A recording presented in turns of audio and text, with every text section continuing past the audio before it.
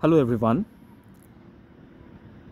স্কটল্যান্ডের ডান্ডি শহরের সিটিকুয়ে এরিয়াতে এটা হলো ওল্ড ডকইয়ার্ড, যার নাম ভিক্টোরিয়া ডক, এবং এই ডকেই রাখা রয়েছে একটা বিখ্যাত যুদ্ধজাহাজ যার নাম HMS ইউনিকর্ন, অর্থাৎ হার ম্যাজেস্টিস শিপ ইউনিকর্ন। এবং এই জাহাজটার বিশেষত্ব হচ্ছে যে এটা সারা পৃথিবীর মধ্যে সবচেয়ে ওয়েল প্রিজার্ভড উডেন ব্যাটলশিপ, অর্থাৎ সবচেয়ে ভালো করে সংরক্ষণ করা কাঠের যুদ্ধজাহাজ। তৈরি শুরু হয়েছিল 1822 সালে চ্যাথাম রয়্যাল ডকইয়ার্ডে, এবং 1824 সালে এটা রয়্যাল ব্রিটিশ নেভির জন্যে লঞ্চ করা হয়। তারপর থেকে 1960 সাল অবধি এটা ব্যবহার করা হয়েছিল নেভির সোলজারদের ট্রেনিংয়ের জন্যে, কোনো যুদ্ধে নয়। এর সিস্টার শিপস, অর্থাৎ এরই সঙ্গে যে সমস্ত জাহাজ তৈরি হয়েছিল প্রায় সমসাময়িক, সেই সব কটা জাহাজ যুদ্ধে ব্যবহার করা হলেও এই জাহাজকে বরাবরই কিন্তু ট্রেনিং পারপাসে ব্যবহার করা হয়েছিল। যাই হোক, এই জাহাজের নিচের অংশে রয়েছে গান ডেক, অর্থাৎ যেখান থেকে কামানের নল বার করে শত্রু জাহাজের ওপরে গোলা দাগা হতো। এবং এই যে ছোট ছোট জানলাগুলো, এগুলো খোলবার ব্যবস্থা আছে ভেতর থেকে, এবং প্রত্যেকটা জানলাতে এখনও অবধি কামান ফিট করা আছে। ক্যামেরাতে হয়তো সেভাবে ধরা পড়ছে না এই মুহূর্তে, কিন্তু প্রত্যেকটা জানলার ওপাশে এখনও অবধি কিন্তু কামান সেরকমভাবে লাগানো আছে যা আজ থেকে 100 বছর আগে লাগানো থাকতো এবং ব্যবহার করা হতো। আর এর ওপরে আরও একটা ডেক, যেখানে মেনলি সোলজারদের থাকবার ব্যবস্থা ছিল এবং কাজকর্ম করার ব্যবস্থা ছিল। আর জাহাজের একদম শেষের দিক, অর্থাৎ পেছন দিক, সেখানে ছিল ক্যাপ্টেনের ক্যাবিন, ক্যাপ্টেনের শোবার ঘর, অফিস, সব কিছু।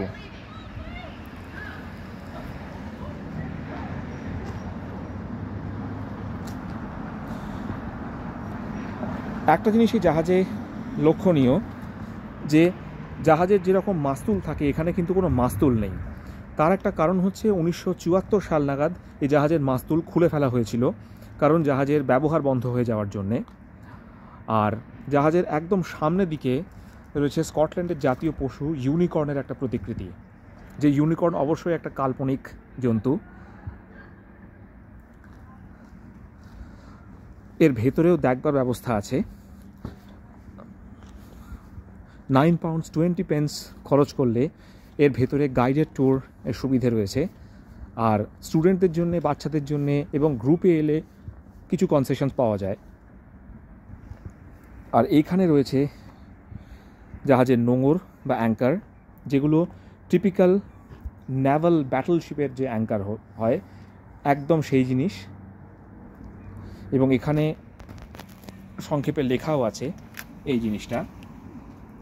এই অ্যাঙ্কারটা ডান্ডিতে আনা হয় 1873 সালে, আর এটা তৈরি হয়েছিল মোটামুটিভাবে 1845 সালে, অর্থাৎ দ্বিতীয় বিশ্বযুদ্ধ শেষ হওয়ার যে সাল, অর্থাৎ 1945, তারও 100 বছর আগে।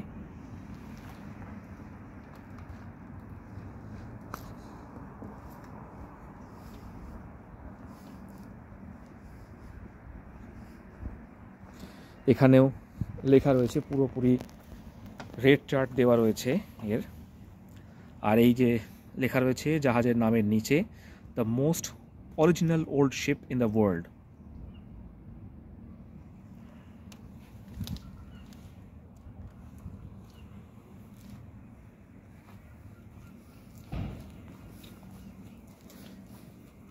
এখানে জাহাজের একটা সংক্ষিপ্ত ইতিহাস রয়েছে।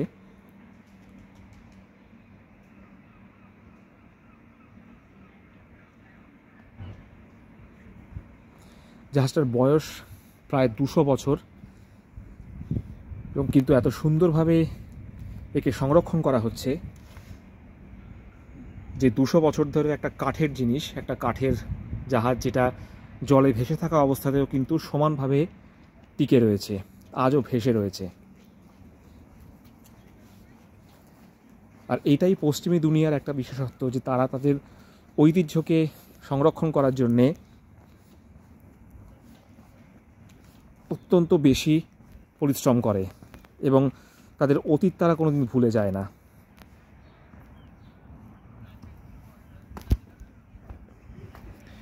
এই হলো জাহাজের পেছন দিক, এবং এই যে জানলাগুলো দেখা যাচ্ছে জাহাজের মাঝখানে, অর্থাৎ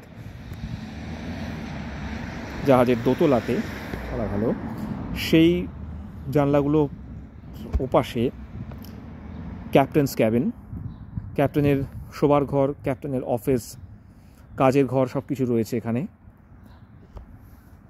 আর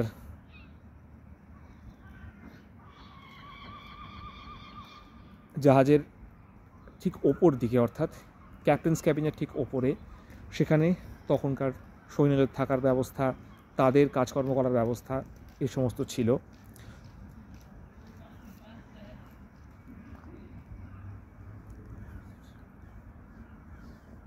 যাই হোক, HMS ইউনিকর্নের ভিডিওটা এখন এ পর্যন্তই।